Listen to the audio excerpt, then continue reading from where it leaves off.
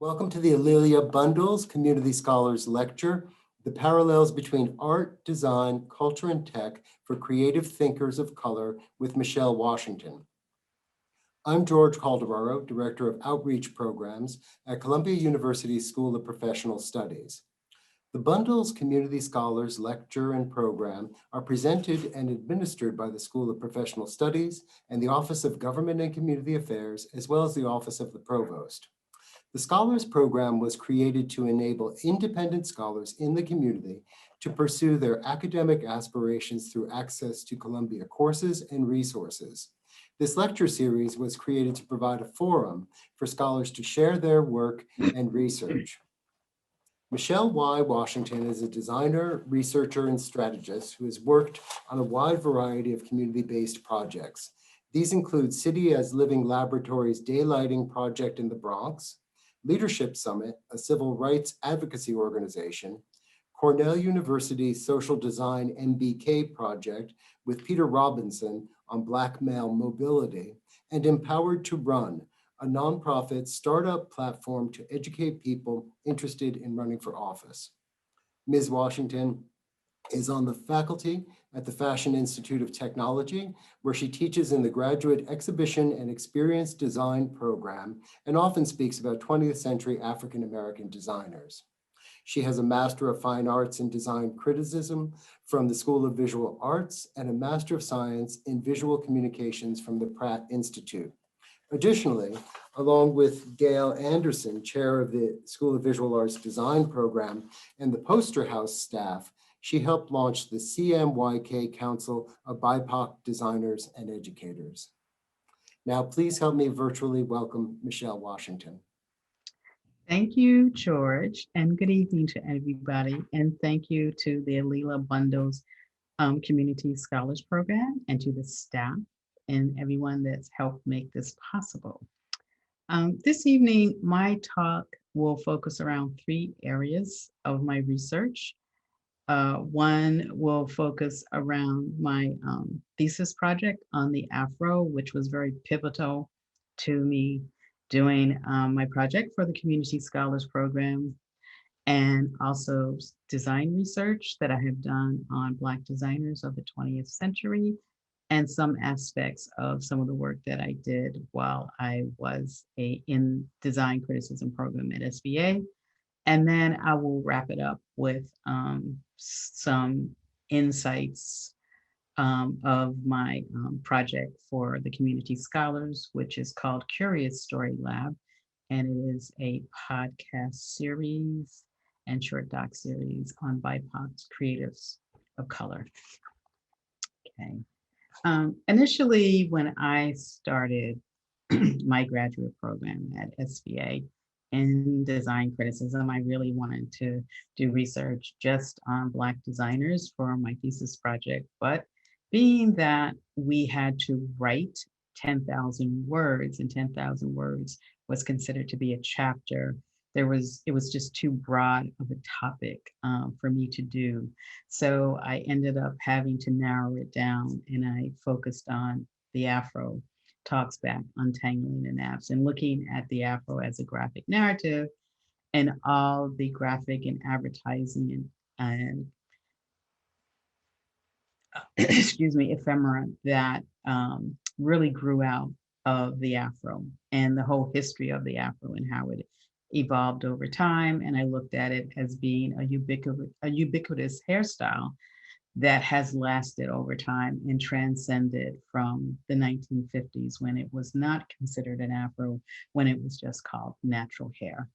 So if I start to look back at the 50s and the 60s, there were key people that were pivotal for wearing the hairstyle, which at that time was really considered like just a natural hairstyle. There were people like Maren Makeba, Nina Simone, Odetta, Abby Lincoln, who's pictured here with her husband, Max Roach. But simultaneously running parallel to that was also Madam C.J. Walker's hair empire, which had started a good 20, 30 years earlier, where Madam C.J. Walker built beauty products for Black women that also helped build Black wealth in Black community and self-esteem for women. But once natural hair and the Afro took on, a whole nother business empire emerged with beauty products and advertisement. As we transition over time and we got into the 1950s, the name the Afro really started to stick. So you had the Afro Cobra, which was a Black artist collective, which painted murals and portraitures and did images that depicted Black women and Black men in very prideful positions. And you also, excuse me, had photographers like Jones Perkle, who was hired for the Black Panthers as their photographer, who actually photographed um, the Black Panthers over a series of time. And the Black Panthers, for people who are younger, who might not be privy to who the Black Panthers are, they're basically a precursor to what we see now as the Black Lives Matter movement. Huey P. Newton, who was one of the organizers and ministers of defense, was also very pivotal to that movement. And on the left, Angela Davis, who was not a Black Panther, but is often mistaken as being one, at a particular period of time became what was considered a Black revolutionary, but also a fugitive because of the Soledad brothers and trying to free them from jail. On the right, which was a very pivotal time in history for the Mexico Olympics, was when Carlos and Tommy stood on the platform and did the Black Power salute. That was televised globally, and they were stripped of their medals. But probably, I think about 10 years ago, they were given back their medals. I'm gonna play this. This brother here, myself, all of us were born with our hair like this, and we just wear it like this because it's natural. Because the reason for it, you might say, is like a new awareness among Black people that their own natural appearance, physical appearance, is beautiful. It's them. For so many years, we were told that only white people were beautiful. Only straight hair, light eyes, light skin was beautiful, and so Black women would try everything they could, straighten their hair, lighten their skin, to look as much like white women. This has changed because Black people are aware, and white people are aware of it too, because white people now want natural wigs. They want wigs like this. Dig it? Isn't it beautiful? All right. So that is Kathleen Cleaver, who was married to Eldridge Cleaver. And they were both members of the Black Panther Party. And for a period of time, they lived in Algiers when they decided to leave the country for political reasons and also because they did not want to get arrested. They eventually came back and they divorced later on. And she is still alive. He is not, Eldridge Cleaver. And she teaches at Emory University in Georgia, and I was able to interview her for my thesis project, and I might be able to play a small clip of that later on. There was a concept that emerged over time as we got through the 60s and into the 70s, which there was a term that came about called soul marketing that was produced by Bits and Color, who had the first Black advertising agency, and that was in Chicago. And these advertising agencies started to produce like commercials and ads and packaging for Black beauty products, but primarily for Black hair care products. And so they were Black and beautiful, they were Royal Shield. And so these ads would appear in Ebony magazine and Jet magazines or Sepia magazines at the time, because those were the only places that would feature those ads. And during this period of time, you had the emergence of which was a Black middle class that also would spend money for products. It could be cars, it could be for traveling, it could be for cigarettes, for alcohol. But Johnson's publication was very pivotal to carrying a lot of these ads. And on the left is Essence magazine, and their first cover in 1971 featured a model with an afro. Eventually, what happened, you could take artists like Hank Willis Thomas, who actually uses these ads as part of his work today, and you could see very similar contrasts between the ad that's on the right for Afro Sheen versus the ad that's on the artwork that's on the left. And it's really looking at how you can, what he defines as unbranding, but looking at how Blacks are identified through race, through gender, and using the hair as a signifier in a trope. One of the symbols that came out of this particular time period was the Proud Lady. And part of this emerged because white hair companies realized that Blacks were a profitable business to make hair care products for. And so Vincent Colors designed this logo called the Proud Lady. And this logo would appear on Black hair care products that would tell Black consumers particularly that the products were 100% Black owned. So the whole concept of buy Black is not new, even though like the Friday after Thanksgiving, you had We Buy Black Friday. So Buy Black goes all the way back to the late 60s and early 70s with Black hair care products and Black products in general. I'm gonna play this commercial. Say you were, hey, aren't you Frederick Douglass? Yeah, we studied about you in school yesterday, about how you were a slave and how you took your own freedom, and then began to fight for freedom and dignity for all our people. Say, but what did I forget? Are you going to go out into the world with your hair looking like that? Well, Mr. Douglas, you know, times have changed. We wear the natural now. You call that unnatural? That's a mess. I've been watching the progress of our people, and I'm quite familiar with the natural. And I'm also aware that it is worn as an outward expression of pride and dignity. So haven't you forgotten? Right. My Afro Sheen comb easy and hairspray for Sheen. You know, I can dig this getting my throw together. These commercials would have been aired on programs like Soul Train. And so these commercials would have also been produced by Black advertising agencies, particularly like Bits and Colors in Chicago. As we moved into the 70s, there was the explosion of Blacks in film, and the term Black exploitation emerged, which really defined Black films. And the term did not come from Hollywood. It actually came from the Black community. One of the most popular ones would have been Shaft with Richard Roundtree. You had Pam Grier that was featured in Foxy Brown. And you also had Tamara Johnson, that was this gun Tony bad chick that would have been in Cleopatra Jones. Proud Mary is Taraj. That's more current, but it still evokes a lot of what you would see that was from the Black exploitation films.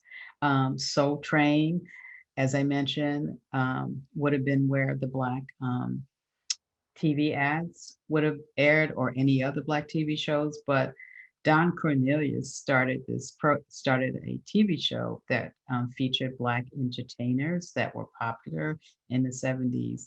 And the show started in Chicago, but eventually moved on to LA. So on Saturday mornings, you would get up and this was like what you would watch, like Don Cornelius and his Soul Train and the dancers. And it eventually emerged where they had like the Lockhart dancers. James Brown's famous song, Say It Loud, I'm Black and Proud, was really a rallying call also at that time. And it was very pivotal because James Brown had gone from having his hair conked and straight and then decided to convert to an afro, but he later went back to having his hair conked. As the afro changed over time, it became a lot more deconstructed and abstract. This on the left is hair, natural hair constructed in very graphic shapes and forms, that were done by hairstylists like in the UK. And I started over time to collect a lot of images of women and men wearing afros. On down at the bottom with the heart shape, this woman was sitting in a restaurant and I asked her if I could photograph her because she had just such humongous hair. Um, the fashion at piece in the middle is just what you would normally see of a Black woman, like with her hair really nicely coiffed. And then the New Yorker featured Michelle Obama as referencing like a revolutionary sister, gun toting, which would go back to what you saw like with the Afri-Cobra, and then her husband, President Obama, as being like a Muslim. Moving forward, you'll see where in a lot of ads now that the natural hair is still evoked. Lorna Simpson with her daughter selling products for the Gap. On the right, Maurice Woods constructed this poster referencing a contradictory in pride as being an American, but also names that as a Black American, we have been called throughout time. As I mentioned before, Angela Davis being on the cover of Newsweek magazine. On the left is Angela Davis, like in a wanted ad poster for the FBI. And just the story behind this is that Angela Davis was wanted by the FBI for being connected with trying to free political prisoners. And what she had decided to do was to comb her hair back and not have an afro. So the FBI was looking for a Black woman that had a really big bulbous afro. And so women that looked similar to Angela Davis that had big afros were constantly being stopped. So this series right here references the objectification and commodification of the afro and as well as Angela Davis to sell clothes. So this is a photography series that was done by Albert Watson, but it's also like for a magazine that's selling these particular clothes. So it gives you a sense of her being captured in the middle with her hair pulled back and then her standing on trial for a crime that she was eventually found not guilty. As the afro gets reconstructed and it disseminates out, controversies erupts like on the runway with Marc Jacobs using these afro wigs on white women and Black women, but they're humongous afro wigs. And so there was a lot of challenge. He was challenged about this mainly because it's like you're appropriating someone else's culture. But the question emerges, who owns cultural imagery anyway? And you can see where Erykah Badu has like her hair like really combed out and rather wild. And the model on the left, her hair is deconstructed with a very high shape. And then you see Michael Jackson's face on this model, and his hair is kind of spiked or in more of an Afro style.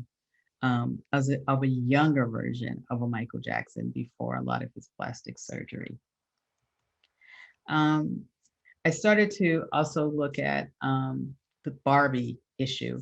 Vogue, Italian Vogue, actually produced this iconic issue of Barbie, and in it, they had several fashion spreads of Barbie with an afro. I don't ever recall a Black Barbie having an afro, but they're in this magazine, which is like about a journal size of a magazine.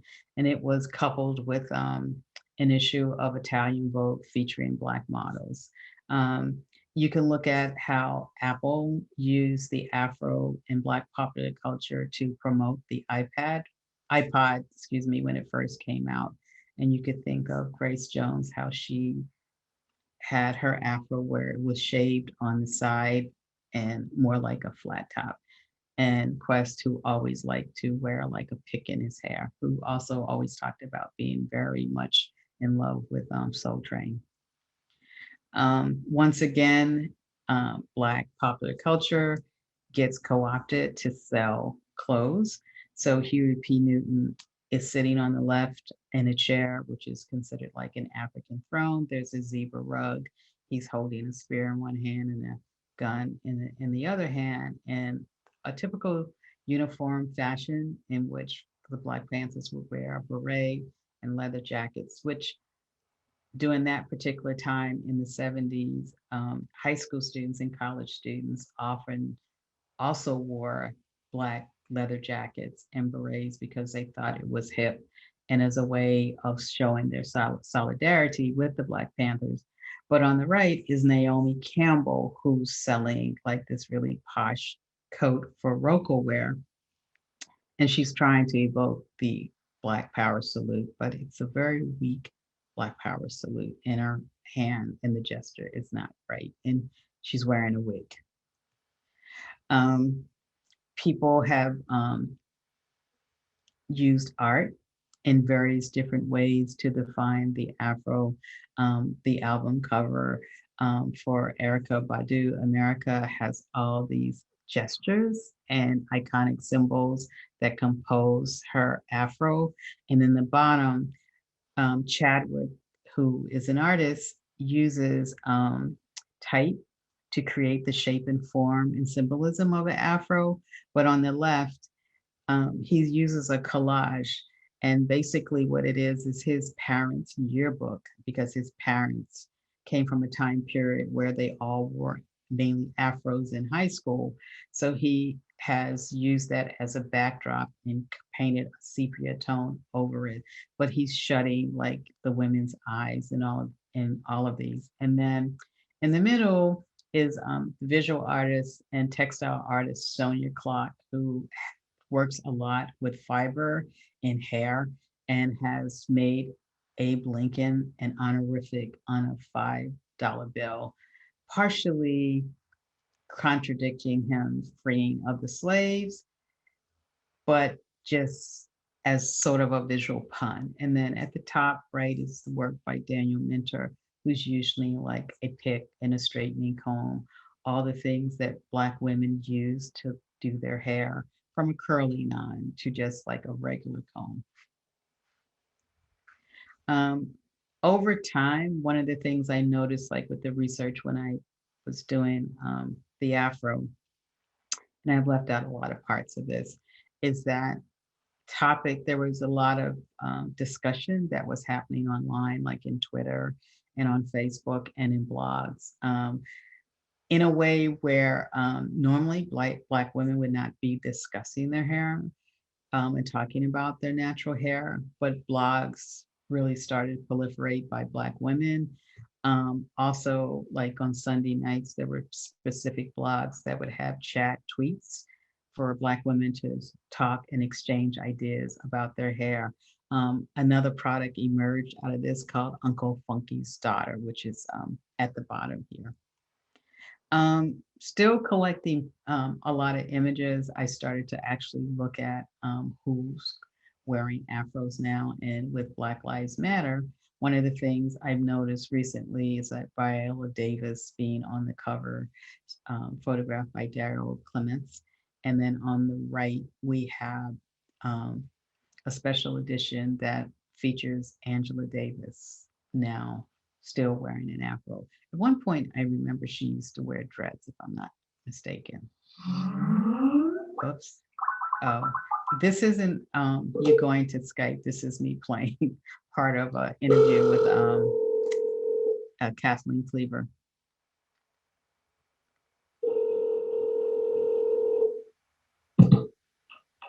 Hello? Good morning, Ms. Cleaver. Who's calling? This is Oh. Michele Washington. Yes, I'm sorry, I forgot that it was going to be a 10. I wasn't paying attention to the time. Is this a good time? Yeah, it's fine. We're fine. Okay. Thank you so much for agreeing to let me interview you for my thesis project. And tell me something about yourself. Where are you in school? I'm at the School of Visual Arts in New York City. It's a design criticism program. Is it downtown by the middle school? Yes, it's near there, but our building is on West 21st Street. I know where it is. I've walked in there a lot of times. Okay, yeah. Yeah, one time I was on the faculty at Cardozo, which is on 12th Street, East 12th. Yes, And so I was in that area. So, and what level are you? I'm a graduate. This is my second master's. And so my first master's is in communication design from Pratt. And then this one will be an MFA in design criticism. And they have a new graduate program. And this is in the second group to graduate from the program. So it's a brand new program. It's a brand new program. Now, what are you writing? This is my thesis. Yeah. And it's called Untangling the Naps. And it deals with the Afro as a graphic narrative as it's used in design and in branding and in social media networking. So you're looking at what people who are producing visual art or visual Yes. commercial, what they are doing with the Afro. Yes, and how it was used historically and the historical inception of the Afro or natural hair. Well, it wasn't called the Afro at the beginning. Yes, It didn't have a name.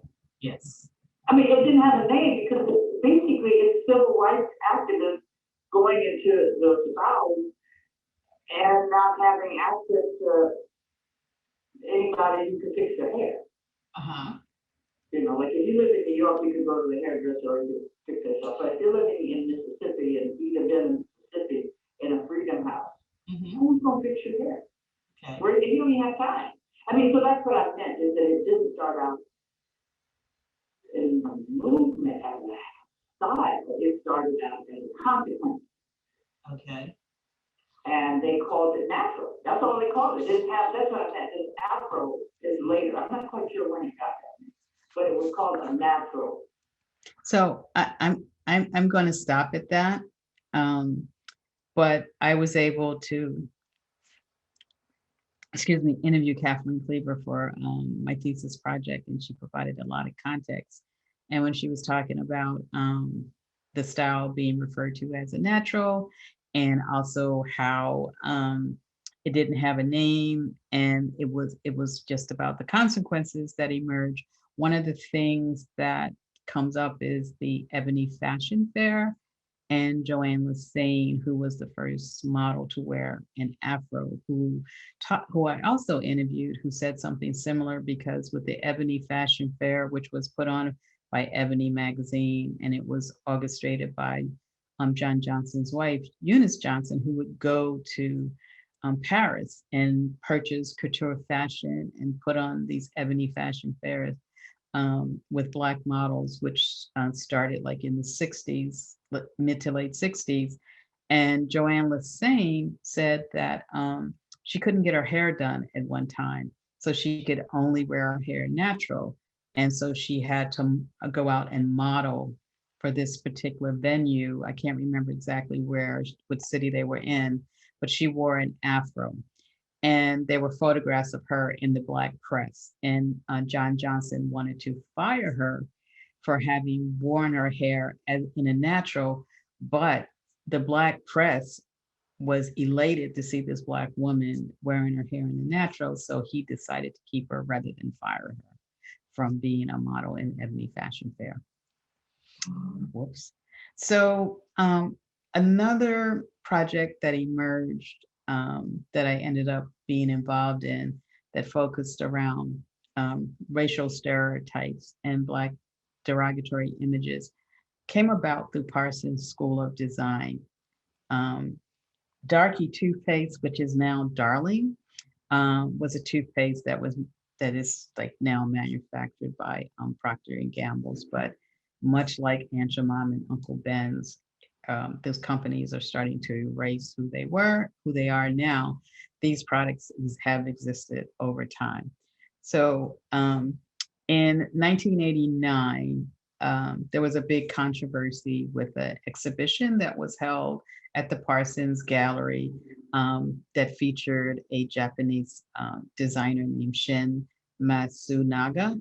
And he depicted, which is very similar to this image in the middle, one of his designs, and the students and Youth Against Racism complained to the school that they felt that the work was derogatory and racist, and that they thought the school should remove it. The school came back and said, you know, they would not remove it, that they had creative freedom, and that it shouldn't, nothing should happen to it.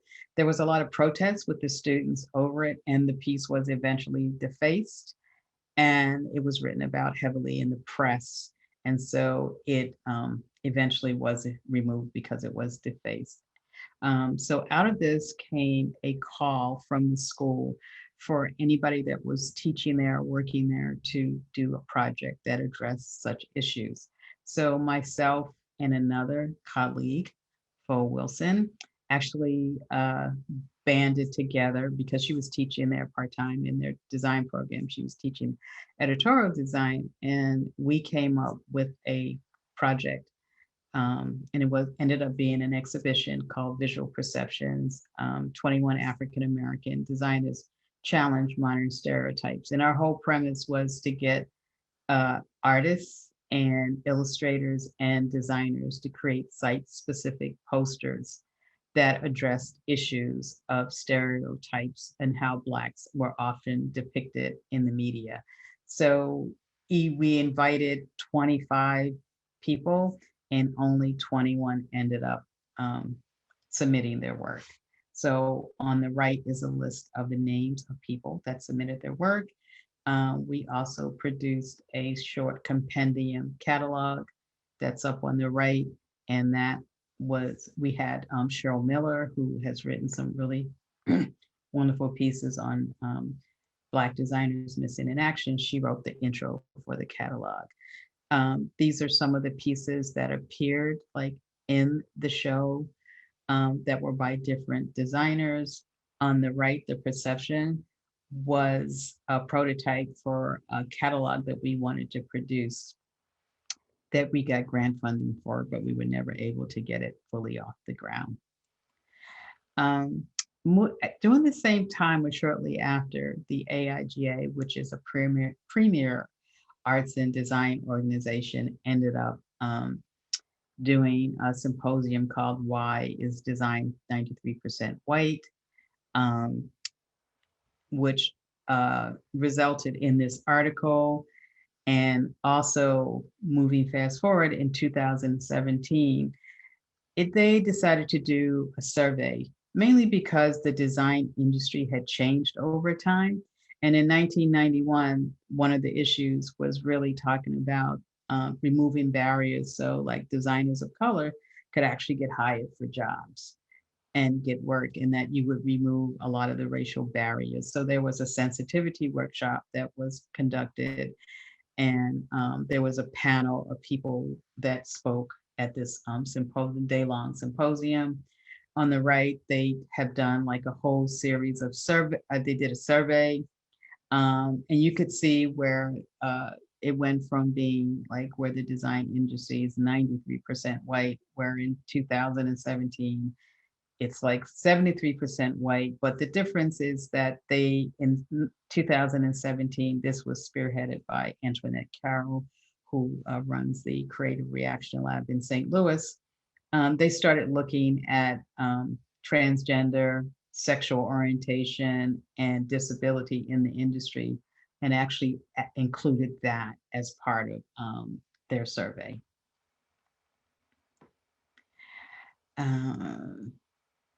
So this area, I'm going to talk a little bit about some of my research. In our design criticism program in SBA, it focuses primarily on design writing, research, and curation. And so we would do, we focus on architecture, urban design, product design, food design, fashion, pop culture, technology. Anything that had to do with design that we wanted to write about or focus on. One of the things that I would say within the program that was really missing is that it tended not to address any issues around designers or people of color. So for me, coming into the program, having done a lot of research on the history of Black graphic designers, I knew that if I was looking at areas of architecture or fashion or food or technology, or even furniture or product design, that there was a whole missing area that was not being included in our course of studies. So that's also what led me to do my work like on the AFRO as well. This is George Olden, who worked for CBS early on in the 1950s. He was considered the dean of television graphics. He was their first on-air art director at CBS, where he designed all the motion graphics for television when it started in its infancy.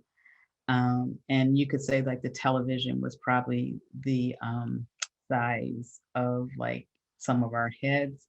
And if you worked on computers early on, it's particularly like Mac, Apple computers, the Apple computers monitors about the same size of the TVs. When TVs first came into existence nationally, there weren't a lot, and you only had 3 networks. You had NBC, ABC, and CBS. And he was their art director. And at that time, they were located in the top area of Grand Central Station. They were not located where they are today in the 50s.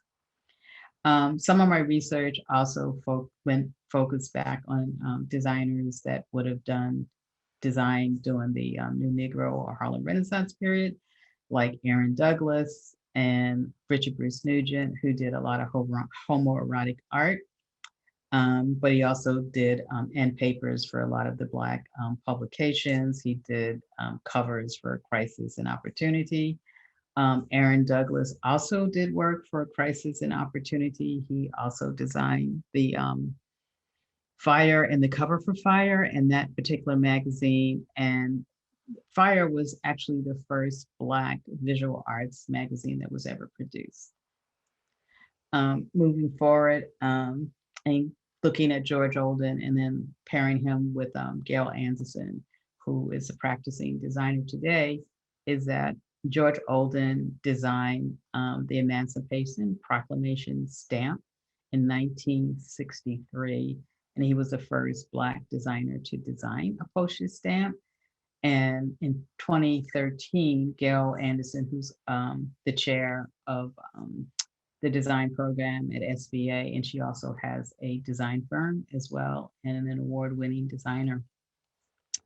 And she's been granted the Design Achievement Award through the Cooper Hewitt, as well as the AIGA Gold Medal Design. So Gail designed another version of the Emancipation Proclamation stamp, and they also produced a limited edition poster as well. Emory Douglas has done a lot of art around political issues, and he was the Minister of Cultural Affairs for the Black Panther newspaper, which was very popular when it came out, and also influenced a lot of young Black designers to actually think about design because you weren't seeing a lot of Black people doing what he was doing at that time. Elizabeth Catlett on the left, her lithographs that were very pivotal and also sort of emulated some of what Emory Douglas was doing. And Emory Douglas is still alive, and he still does posters, and he still does work. He's somewhat semi-retired in the Oakland area. This is another exhibition that took place in 1971 that was orchestrated by Dorothy Hayes, which was featured like a series of Black artists, photographers, and designers. And it was called an exhibition, The Black Experience in Design. And I interviewed her in the early 2000s, and it was very interesting interview with her because she let me know that you young ladies were not the first people to ever do a show that featured Black designers. And so sometime you may think within your generation that you're the first and and there's nobody else that's ever come before you. But if you're really going to do research on a topic, you should always find out who has been there first. I worked on OBD, which was Organization of Black Designers, which was the first Black Design Conference held in Chicago. And OBD was originally organized by David Rice and Shauna Stallworth. And we wanted to do it in Chicago because Chicago has this really rich history of design in general, whether it's graphic design, advertising, product design, architecture, urban design. So myself, Phil Wilson, and Sylvia Harris were part of the core committee that helped organize the conference and get it jump-started. Brian Stone and Rodney Ross came on also as people that helped organize it. So Sylvia designed the graphics for it. So it was called the Gone to Digital Design Force 2000. Recently, there has been an upsurge in other design exhibitions featuring Black designers. In Chicago, a few years ago, there was a show held at the Chicago Cultural Center, which featured various Black designers, from product designers to designers that worked in advertising and branding, as well as artists from the Afro-Cobra period and the artists that worked on the Wall of Respect. And one recent show that also has emerged that's by Jerome Harris is called As Not For, Dethroning Our Absolute. And it's in its second year, and he's done it in 2 different phases. So he's done one phase which focused historically on designers that were from like the 30s, 40s up to the 90s. And then he's like done a second phase that focuses more on current designers. Now I'm going to talk more about my current project, which I'm working on, the Curious Story Labs, which actually feeds off of all of what I've talked about, but I pushed it further beyond just looking at graphic designers.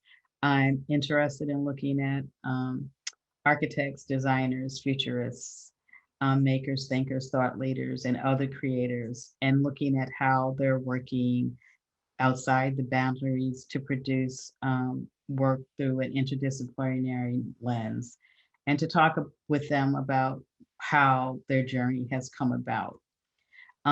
One of the things that I had to do was to actually go back and use some of my skills as a design researcher and strategist and think about researching and learn like about the audiences and capture the demographics. And I looked at everything from African American, Latin, Indigenous, Asian, Indian. I broke it up into categories and started to look at like how I could like reconfigure and figure out who and what I wanted to, people I wanted to interview, different types of themes and all of that. I have done a lot of interviews. So I had a lot of cassette tapes. So I started digitizing those in the spring, but then COVID hit. So I have like over 30 tapes and I've only been able to digitize like about 10 of them. I started working with a producer who's an SVA alum who I met last year, who helped me like map out and put together a schedule. So we were using an online platform called Mural to map out and brainstorm our episodes and to figure out how we wanted to shift everything around and how many episodes we wanted to do in our first season. And I also started working with a mentor called Effie Yellow Dukes, who is a producer for Death Sales and Money.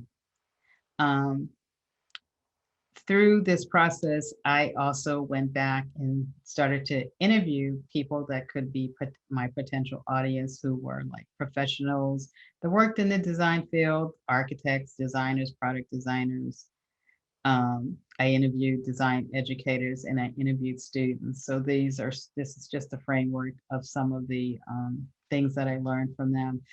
I wanted to learn, like, did they listen to podcasts? What type of movies that they liked? What platforms they viewed their movies on, like books that they read, and areas of interest, which was very helpful because one person that I interviewed said that because they were from South Korea, that for them, the podcasts were hard to follow, like English language. For some people, it was a matter of time. And for some people, it was like I would listen to a podcast while I'm like going on a train ride, that sort of thing.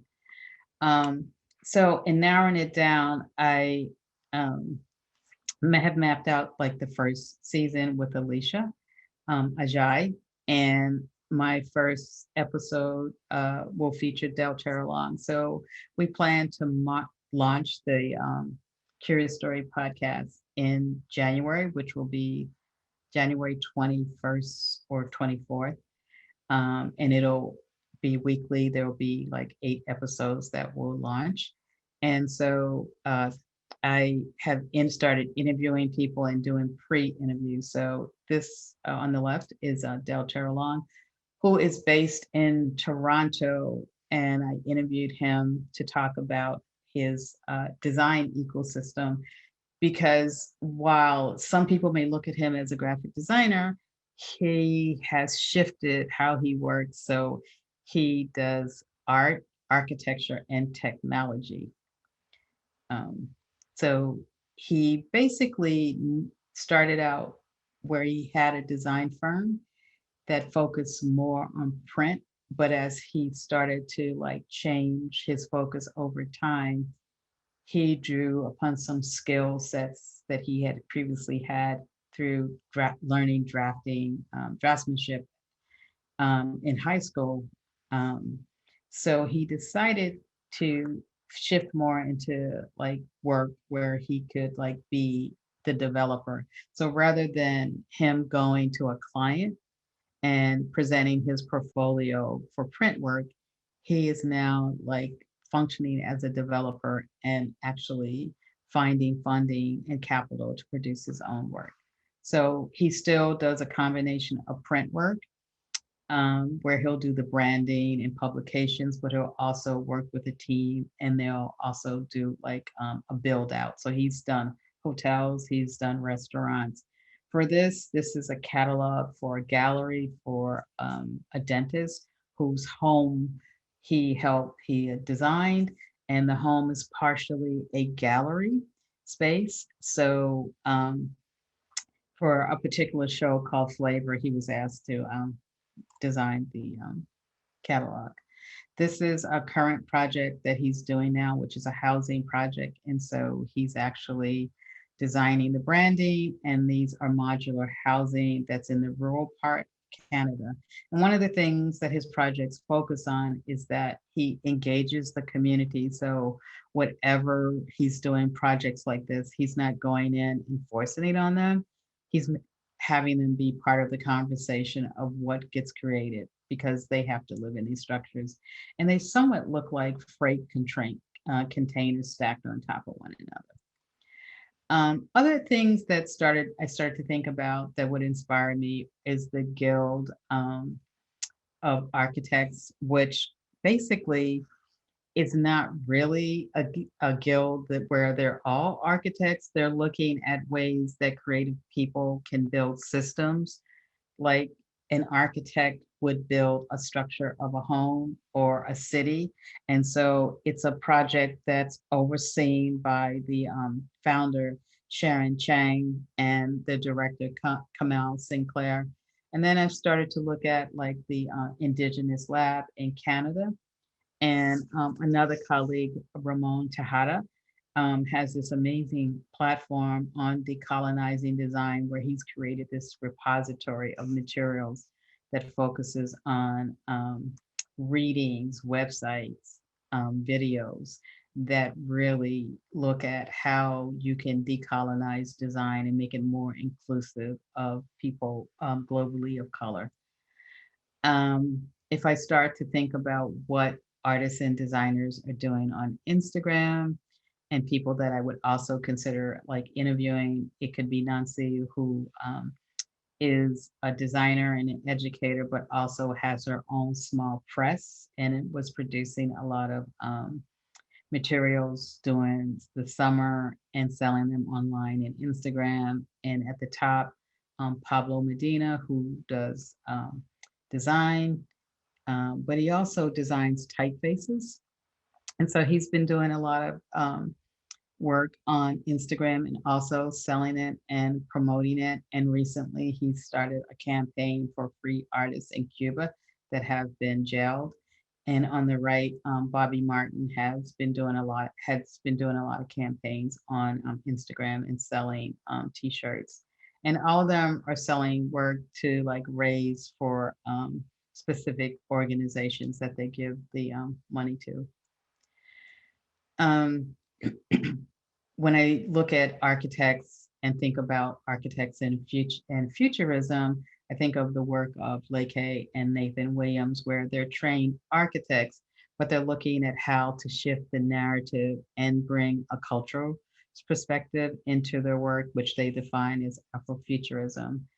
In the bottom is exhibition that was organized by Kimberly Jenkins.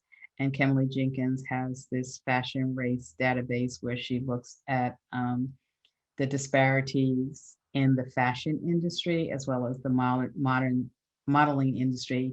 And for here, she put on a really lovely exhibition that was at Parsons in the front gallery a few years ago. I'm not going to play the video on the right, but she interviewed a series of people that worked in the fashion industry, and they talked about the disparities of race and just getting work in the area. Whoops. This is work by Fo Wilson, who I mentioned earlier, who I partner with on visual perceptions. And Fo has transferred from being a graphic designer into being a maker and a visual artist, and partners with another colleague who I'll talk about a little later. And they have a collaborative called Black House Studios in Chicago. So that's where she's based. And this is one of her exhibitions called Dark Matters that was there last year. And moving forward with Curious Story Labs, I started to think about how I could brand it. I hired a designer to work with me on branding this project, who was a colleague, Connie Harvey. So he developed the brand for me, and this is what we ended up with. These are variations of the brand and how I could use them with different colors. This is swag that could be sold on the website. This is a wireframe for the website and a map of all the pages on the left. Gives you an idea what the home page would look like and how I would have like people set up for each episode and how you could click on them and you'd be able to hear the recordings. And finally, I just want to give a shout out to Trey, whose typeface I use for this publication, for this presentation, sorry. And one of the things that Trey does is that he has a series of typefaces that are based on different periods of time. There's one based on Russian. There's one based on the Martin, and it's I'm a Man, the Memphis March that Martin Luther King attended for the trash strikers. And there's a couple that are based on Eva that deal with Latin figures and political protests. So he sells these particular typeface designs on Vocal. And then finally, for the second season, I am going to partner with a colleague, Norman Teague, who's based in Chicago. I used to live in Chicago for several years, and Norman now has a show downtown at R and Company. And we are going to focus on designers mainly in Chicago and a few other areas in the Midwest. And Norman Stools and are featured in this gallery, as well as these two other African chairs. And these stools are also in part of the permanent collection at the Art Institute in Chicago. And this is Norman here in the center, and he is featured with his wife, Leslie, and his son, Elijah. And he's created a table called the African table, which is interactive. And so anybody that comes comes to see his installation can actually carve in on the table. So this is one of his friends that's carving on the table. And that is it. Thank you. And I will take any questions that people have. Great. Thank you, Michele. That was terrific. Thank you. Let's see. I'm going to start with a comment and question from none other than Amelia Bundles, for whom this series is named, the longtime trustee and vice chair of the Board of Trustees and Columbia alum. Some of you may also know that Lelia is the great-granddaughter of Madam C.J. Walker and has done a great deal of research and work in that area. So this relates to the your first images that talked about Madam C.J. Walker's school and some of those early images. So from Amelia, I'm thoroughly enjoying Michele's presentation. Seeing the evolution of the natural is a walk down memory lane for me, because I am old enough to have lived through that era. I love seeing Sonia Clark's visual pun with Abraham Lincoln's $5 bill afro, but I also very much appreciate Sonia's two large Madam Walker installations and her centennial exhibition tribute to Madam Walker. I'm interested also to see the Buy Black references. That campaign is even older than the 1960s and goes back to the 1920s in Harlem, if not earlier. Okay. Michele, yeah. Thank you. So there's a follow-up and she thanks you for sharing your great research. I'll respond to some of what Alila said. Sonia has this amazing installation that she's done with combs that reference like a portraiture of Madam C.J. Walker that was in an exhibition that Fo Wilson curated in Milwaukee. And go ahead, I'm sorry, continue. Maybe about 10 years ago. And it's a materiality installation that she did. Yeah. And I was able to use some of the materials from Alila when I wrote an article called Souls on Fire. So I was able to get some of the advertisements. And for that article that was in Print magazine, which I also had Aaron Douglas and Richard Bruce Nugent, Laura Warren Wheeler and Gwen Bennett, Miguel Covarrubias, and E. Sims Campbell was also in that article. Yeah. And finally, Amelia asks, how has the Community Scholars Program been useful to your project, or projects, I would say? I've been able to use a lot of the resources like in the library, like for instance, the music library has been really instrumental. I've also used the Avery Library as a resource and the librarians there, but also I've taken some courses, and by taking certain courses, I found them to be really very helpful. I took a Design Futurists class at Barnard in the architecture program. I took a dark space taught by Mario Gooding. It's based on his book, Dark Space, and the readings were excellent. I took human rights in the Anthropocene, taught by Noah Shaskin. And then I was going to take a class on intellectual property for the internet, but somehow in the end, they said, oh, they wouldn't let community scholars do it.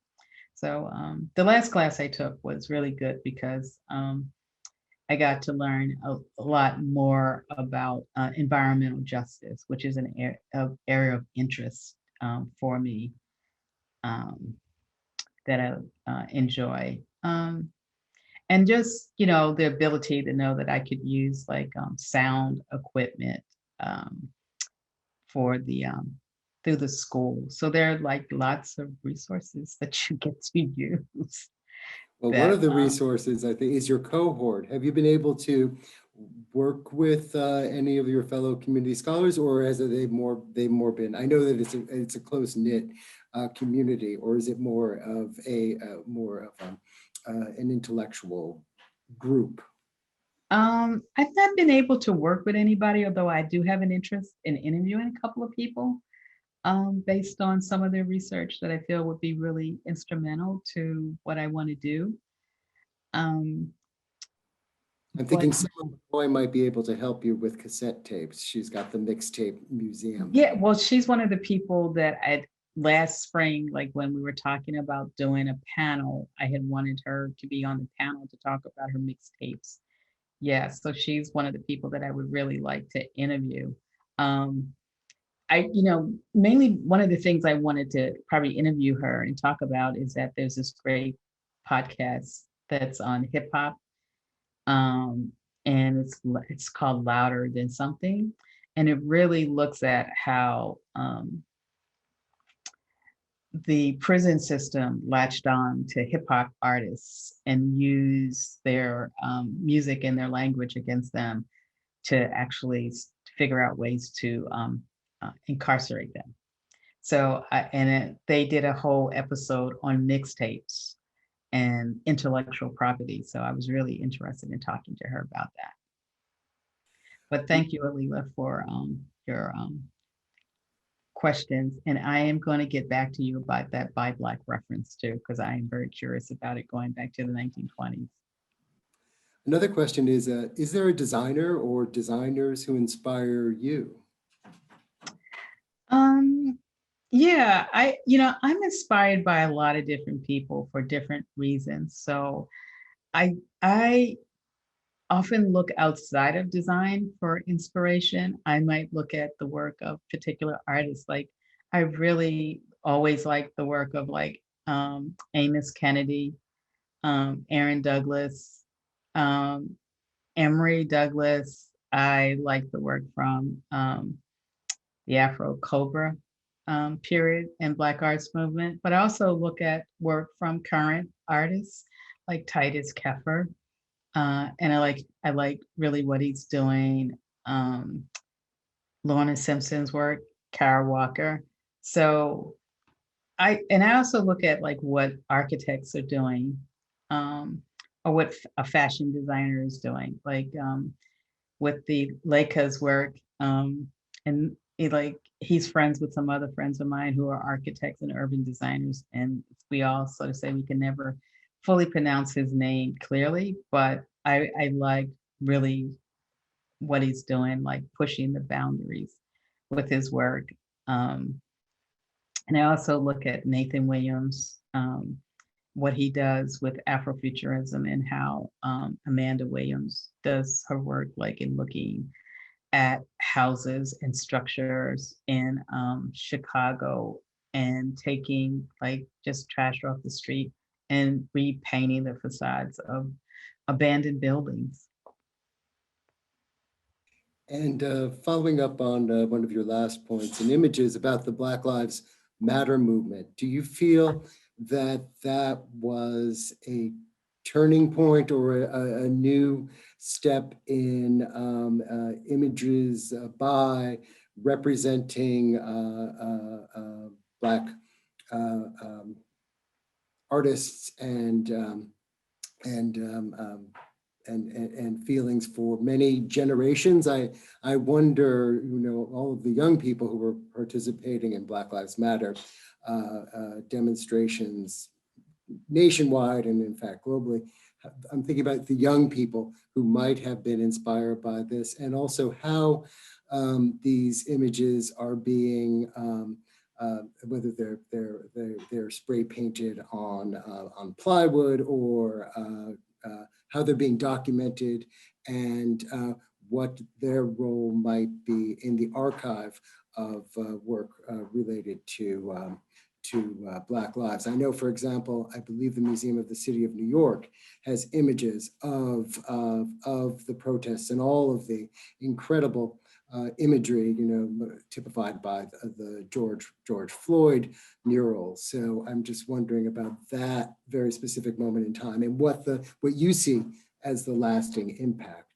I know a lot of museums all around the country want to collect as much materials as possible. I'm involved with the poster house in through Gail Anderson, who wanted to really do this really great program with setting up a BIPOC CYMK council.